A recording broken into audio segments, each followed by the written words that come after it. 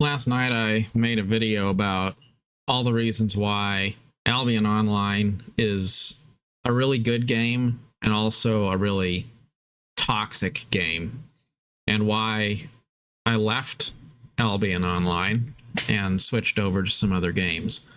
And that's true. I did. I left Albion Online for a while.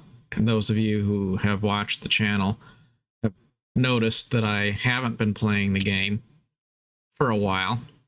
But that doesn't change the fact that my first videos on YouTube were actually Albion Online videos, and I got a lot of value and enjoyment out of Albion Online for quite a while. So, long story short, I logged in to make a video and talk about all the reasons why I left Albion. And then I kind of thought, I'm already here, so maybe I'll hit a few rocks and chop a few trees and check the market board. And that's what did me in. Because then I started, I went to bed and I got up, and then I started thinking about Albion again. I started thinking about how cool it was. And I started thinking about how I really didn't want to leave. And then one of you had responded to my video during this time, talking about how Albion is a fun game. And then I started thinking about how I'd been thinking the same thing. It really is. Albion's a really cool experience. That's just the truth of the matter. Now, is it a perfect experience? No. But it's the best in class when it comes to giving players the opportunity to freely have agency to do whatever they want to do, to be able to feel like your gear is meaningful, to feel like you can just walk up to another player and interact with them at will. When I'm playing, for example, Elder Scrolls Online, and I enjoy that game for reasons I've already discussed before, and I plan to continue playing it. I enjoy it as my favorite theme park MMO. But the truth is, in a lot of these games, you wind up playing solo all the time. Like, you're just not really interacting with other players because there's not a lot of reason to interact with other players. And so it starts to feel like, despite the fact the game is a MMO, interacting with other people is the exception to the rule. And if you wanted to actually play with someone else, you have to kind of do mental gymnastics to figure out, okay, how would I make that happen? And I think that's a positive to a point, but it also highlights where a game like Albion Online really shines. And I also think that the simple top-down perspective of Albion Online works well for social reasons too, because it's a lot easier to interact with the chat and to do other things, maybe interact with Discord on the other screen, whatever you're doing. It's a lot easier to multitask and socialize with other people when you're not completely immersed in a environment that requires you to probably use both hands and be very conscious of what you're doing, as a more first-person perspective would lend itself to. So all in all, Albion Online it has nice UI. It's got a lot of cool economic elements that just make the game very unique. It's got the potential to have a really good social element to it as well.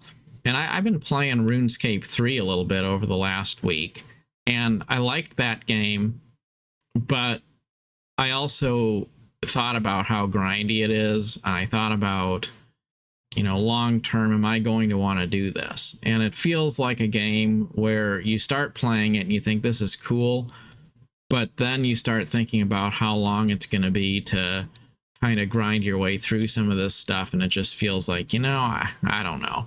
The graphics aren't that great. The UI isn't that great. And then what I really found myself doing is looking at Albion Online as a game that sets the standard for what maybe a game like RuneScape 3 could be if it was designed in a more modern engine. And I kind of feel like I've put a lot of time into Albion Online already. So to leave that game, put it on the shelf entirely, and then start a new journey in RuneScape kind of seemed like a fun idea at first, but then the more I thought about it, the more I've kind of thought, maybe I'll just hang with Albion for a little bit longer.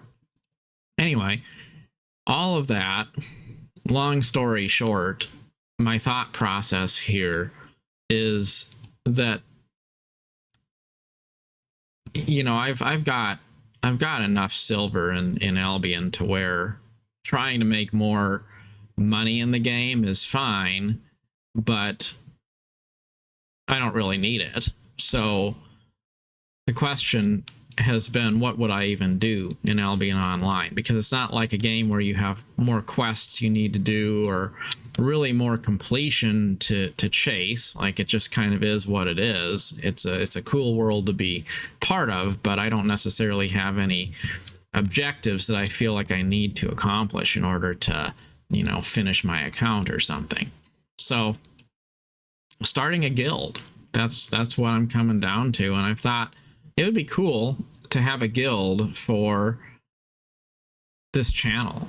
It would be cool to grow a Discord around this channel. And I like to talk about life stuff a lot, just random stuff, kind of things along the lines of self-improvement and stuff going on in the world, really whatever's on my mind.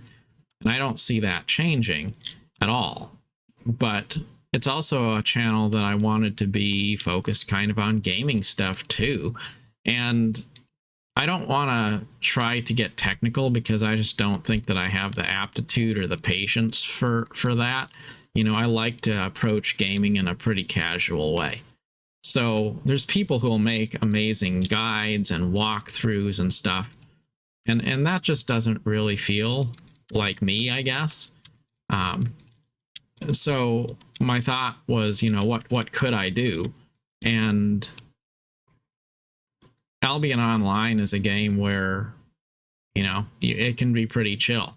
Like, if you're not doing PvP, it can be pretty chill. So why not make a guild? Why not get together some of the people who are solo players, some of the people who maybe would like to be part of a guild that's a little bit more focused on chill vibes and the lore of the game and just being supportive and friendly and inclusive, and really just, kind of like a club where you network with other people and you hang out in the Discord, you say hi once in a while, all that kind of stuff. Not really focused on PvP, not focused on any objectives, not focused on trying to get players to do specific things at specific times or collect fees or any of that. Just having fun, doing whatever it is that you do yourself, and then maybe making some friends along the way. And I think that would be fun.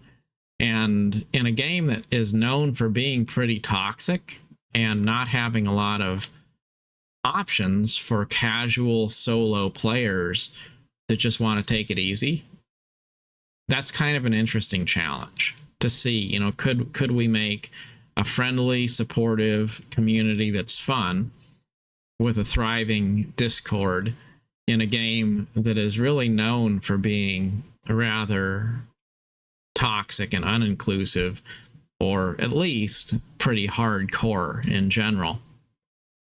I thought that'd be fun, and So I put some effort into getting my guild set up and making sure that my Discord's active, and the link to it is in my profile.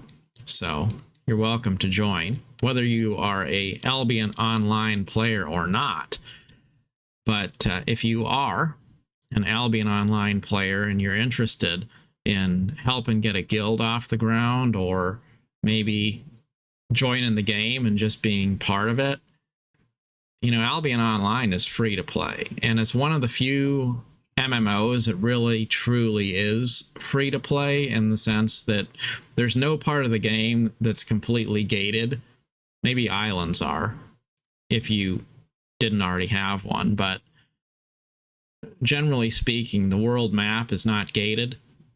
So if you didn't pay a sub, you can still go anywhere in the world. You can still use the game, and that's something which I've always liked about Albion Online. It just feels like it's so accessible. It's probably the only MMO where, whether you're a paying member or not, whether you have a PC or a mobile phone, regardless, everybody pretty much can go make a free account and be part of that game world without really paying a dime. And the accessibility is pretty cool. In any case, I'm just going to leave it there, and I'd love to hear your thoughts on that. If you would like to be part of a friendly social guild, or just support the Discord in general, I would encourage you to pop on over, join the Discord, and possibly join the guild in Albion Online as well. Let's see if it's possible. Make it a social experiment. Let's see if it's possible to make a friendly community in a game that is set in a savage world. Till next time, as always, thanks for watching.